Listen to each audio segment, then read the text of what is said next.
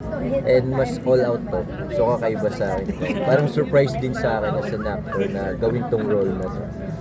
Malayo sa mga nagawa mo, pero kayong sabi mo din, tinanong nila kung tatanggap ka pa uli. Oo, pero iba kasi siya eh. Mas, Okay. So mas may malala siya. ganun kang nagawa Yes. dati. Kaya, Okay. Sorry, sinabi mo kanina, tinanong ka kung tatanggap ka ba ng Yun nga ganito. eh. Bakit? Meron ka bang balak na hindi tumanggap ng mga ganitong may, sabihin na natin yung sexual undertone? Parang gano'n. may palaging natatanong sa akin kung ng manager ko, si Teddy, kung tatanggap pa ba ako ng ganong role. So, para sa akin, parang nung time na yun, hindi pa siguro. And then, nung sinabi na Barbie Fortesa and Direk Ivan Bayawal, tinanggap ko talaga. And sobrang ganda nung character, sobrang ganda nung script. Kaya feel ko mas maano ko yung acting ko dito. May tanong pa po kayo. Kami tanong lang, anong feeling mo yung kanina kay Sasa? Yung joke ka niya? Ganun talaga si Sasa Okay. every time na magkasama kami. And palagi siyang vocal sa akin na Gusto ka niya. Gusto niya ako. So natutuwa kay Sasa. Sobrang naging close din kami dito. So yun, ninatid ko siya sa bahay niya.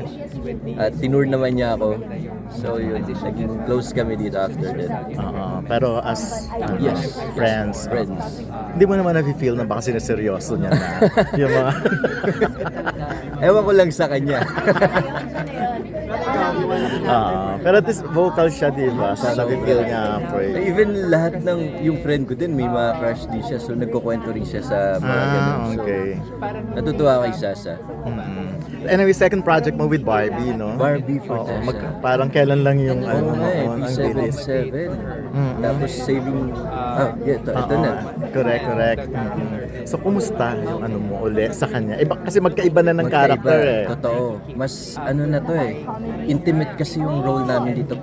Pero yung iba kasi, yung ginawa ko sa P77, medyo horror siya eh. So, medyo malayo siya sa role na to. And eto naman, mas naging relax kaming dalawa.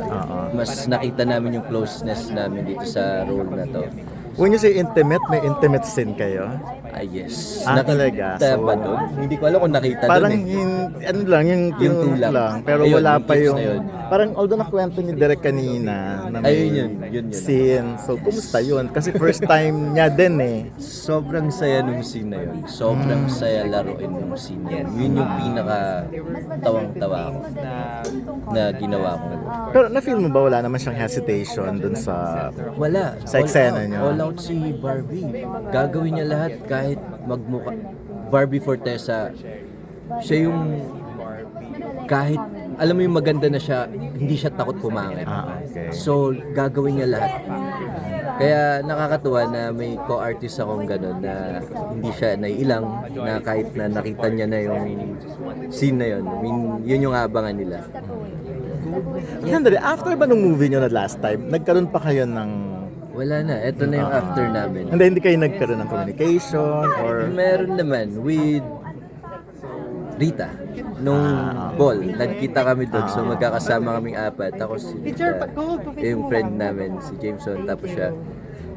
Project na ba ito na you are entering ganyan yung medyo matured characters? Ano po lang? Yung medyo Na mature na matured na character. characters na kasi yung mga previous project mo, two times, di ba? Sana, mas gusto ko yung mga ganitong role eh, para mas na-challenge ako. Kasi ang dami ko na nagawa na pa-cute eh. Pa-sweet, pa-ganon, love team. Parang gusto ko i-try lahat. Yung mag-expand, ma-explore ko mag-genres. yung mga acting talaga. Kasi nag-enjoy na ako sa trabaho ko. Sobrang napapamahal lalo ako sa acting. Kaya gusto kong matry yung mga kakaibang role para sa akin. Thank you, JC. Thank With JC tanong yun na, may kissing scene ba Heidi Barb? Kasi parang hindi niya pa yung ginagawa. Oo nga eh. Wala. Pero nasa script, meron. Pero may kinunan kayo na mas parang Basta mako-consider nga na intimate. Yes. Okay. So nakakatawa yung signal. So yun na lang, tingnan na lang namin kung gaano ka-intimate. Ayan. Nung sinabing Barbie Fortesa, nag-go agad talaga ako. As in, every time na magka-work kami, parang nag-workshop ako. Kasi ang dami kong natutunan eh. Ang dami kong, ang sarap katrabaho, ang sarap, masarap, period.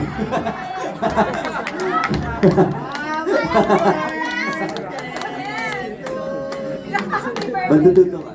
Yun, kay Barbie. Kaya, sobrang thank you, Barbie. Thank you, Direk Ivan. Ivan. Iba kasi yung character ko eh. So, sobrang na-challenge ako, Direk. Hindi, hindi ko kasi alam kung ano yung bibigay ko dun sa character na yun. Kung eto ba, kasi may nabigay na ako nun before. Sabi ko, mas i-level up ko kaya. And then direct, hinayaan niya lang akong ibigay yung character na yun. Sobrang in-enjoy ko na lang. Sobrang nakita ko naman na si Sasa eh. Parang nagbigay sa akin ng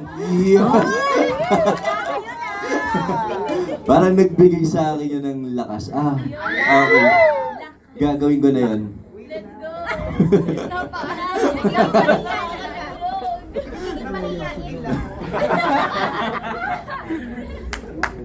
Thank you so Hinatid ko si Sasa after ng taping namin. Ayun, hinatid ko si Sasa after ng taping namin. So, dami namin napagkwentuhan. Naging close din kami nun.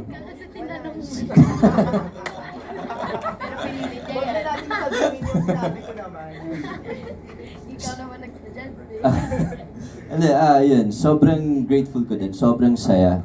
And naka-work ko naman na si Barbie before sa P77.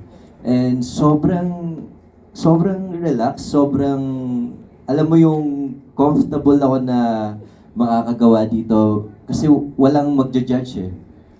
Hahayaan ka lang nila na gawin mo yung gusto mo, gawin mo yung character mo. And kay Barbie Fortesa kasi sobrang na-appreciate kita, Barbie. Kasi lahat ng co-artist niya, nakita ko kay Barbie Fortesa kung paano niya ibigay sa mga co-artist niya yung magsha-shine ka, kailangan pare-pareho tayo ganito. Ibibigay niya sa'yo yung character mo, yung kabatuhan mo. Hindi pwede siya yung aangat lang, basta lahat tayo dito pantay-pantay. Yun yung na-appreciate ko kay Barbie. Since before pa sa P77. Kaya sobrang saya ulit maka-work. Ayun, yun po. Thank you so much. Poker ako after breakup kasi sobrang mahal na mahal ko. Parang iyo. Parang ganun. Nasa bahay na ako, pumupunta na ako ng bahay. Sasa, pag-isipan mo na to. Parang naghintay, parang inaano ko lang yung sarili ko na makamove on ako. Parang gusto ko siya makita kahit bawal na. Nagpupunta ako ng bahay niya hanggang sa, alam kong mali na pero wala eh, napamahal ako ng sobra eh. So hindi ko naman masisisi sarili ko pero at least nakamove on din ako after nun. Kasi mauulit yun eh. Magagawa pa rin niya kung nagawa niya na nung una, pwedeng maulit ulit yun. Okay. From JC Alcantara, no. Okay. Josh, I'm Josh dito. And surprise yung character ko. Ayun yung abangan niyo po. Surprise talaga. Hindi ako makapagsalita eh. Gusto ko magsalita ng madami pero abangan na lang po natin yun. Malayo sa mga character ko. Yun po. Okay. JC, do cheaters deserve a second chance, yes or no?